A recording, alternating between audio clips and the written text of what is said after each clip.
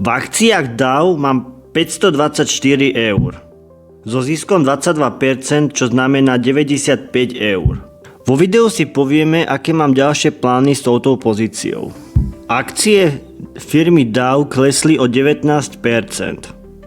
Je to problém? Áno aj nie. Záleží, ako sa na to pozeráš. Prečo áno? Kvôli tomu, že mi klesol zisk. A prečo nie? Kvôli tomu, že vidím potenciál na ďalší nákup. Pozrime sa na graf. Akcie DAO som nakupoval zhruba na týchto miestach. Akcie od toho obdobia veľmi vyrástli a urobili mi pekné zhodnotenie 20%, čo znamená 100 eur. Ale čo teraz, keď akcie klesli o tých 20%? Pre mňa je podstatná jedna úroveň, to je táto. Toto je pre mňa veľmi silný support. A môžeme vidieť aj to, že to je v podstate vrchol z minulého obdobia. Čo by som teraz chcel, aby sa stalo? Môžeme vidieť, že akcie zastavili na tom supporte.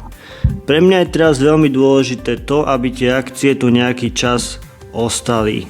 Aby tu tvorili nejaký range a potom by som bol ochotný nakupovať tieto akcie. Som ochotný do tej akcie investovať ďalších $500. Pod týmto videom som dostal komentár, či prikupujem akcie KKR. V tomto videu máš odpoveď, kedy budem mať záujem prikupovať akcie KKR. Ten istý systém, ten istý pattern.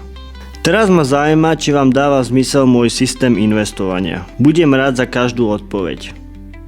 Majte sa.